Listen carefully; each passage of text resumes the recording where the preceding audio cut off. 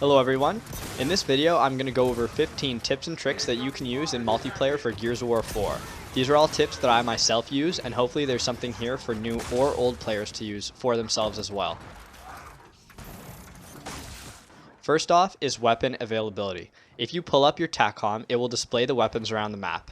Some players might not know this, but if a weapon has a white filling on your Tac-Com, that means it's ready for pickup.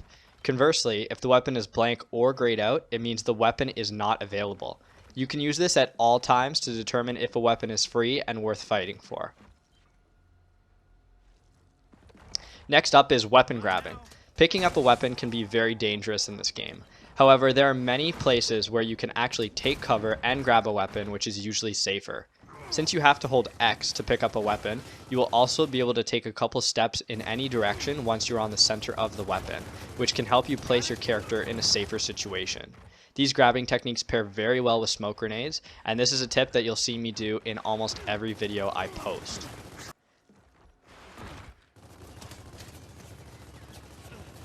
The third tip will show you how to quick throw grenades while still aiming. If you hold L to aim and throw a grenade, you will notice that there's a bit of a delay from when you press R to when your character actually throws. A better option is to quick throw, as you can see me doing on your screen.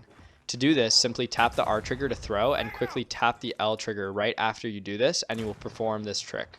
This will allow you to use the reticule to accurately throw grenades while still getting off a quick toss.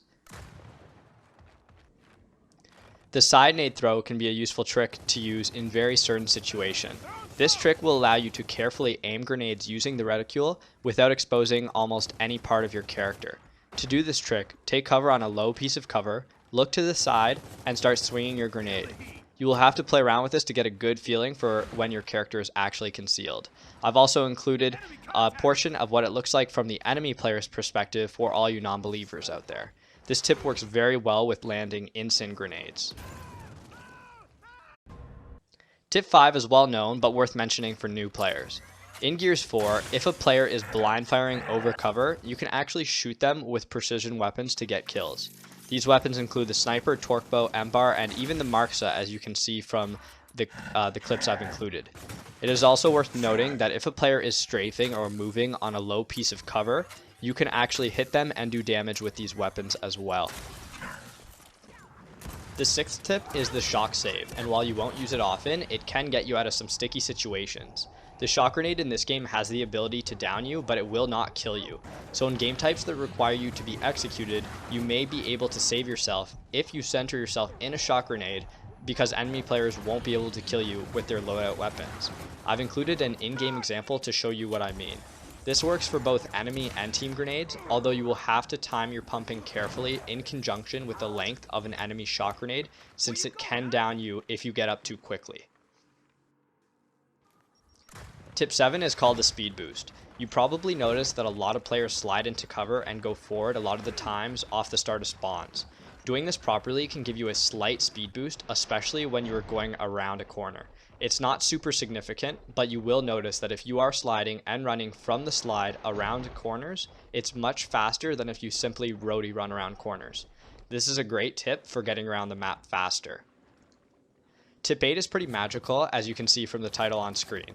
There are certain types of covers that you can actually shoot through without exposing your character at all in Gears 4. I've included some visual examples for you to see, but basically, if you take cover along something and aim almost parallel to the cover itself, you will notice that sometimes your reticule allows you to shoot players even though they can't see you.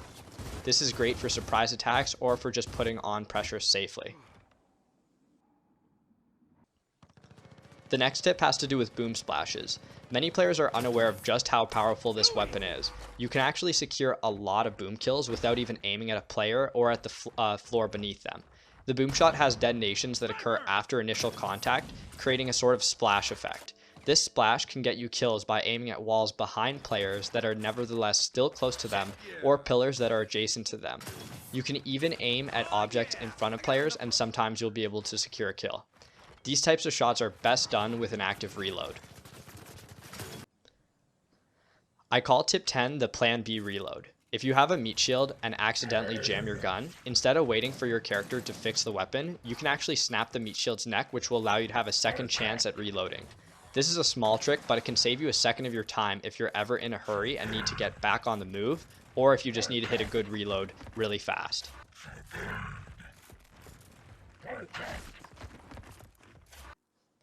Tip 11 is very important for the start of games.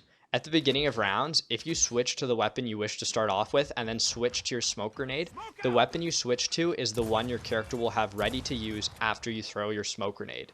In the examples I'm showing you, you can see that I did this with the Gnasher and the snub pistol. This is a great tip for those who want to be fast and prepared for their initial rushes when you intend to use smoke grenades. Tip 12 is really cool, and I call it the Tac-Com Vision. If you tag a player, they will be fully outlined in red on your Tac-Com, which will help you figure out where they are, even through smoke grenades. You can use this to accurately shoot players who think they are concealed by smokes, which can help you get off downs or kills that you otherwise would have thought were very rare to get.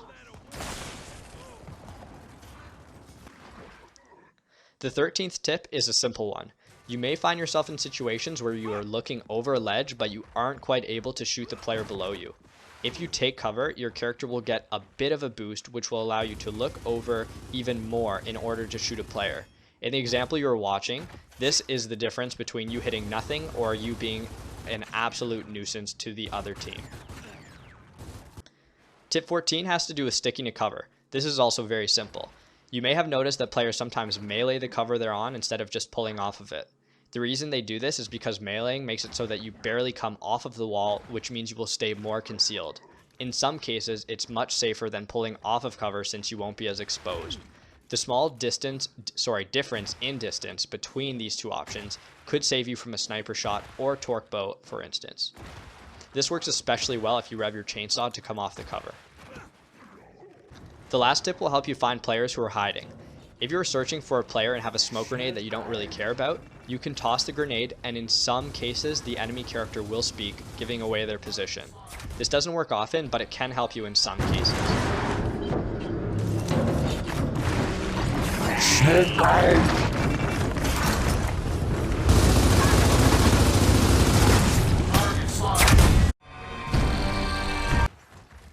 That's it for the tips and tricks. If you found the video helpful, I would really appreciate if you could give me a like on the video. Feel free to share any tips you may have of your own, and check out my channel for more tips and tricks. And as always, thanks for watching.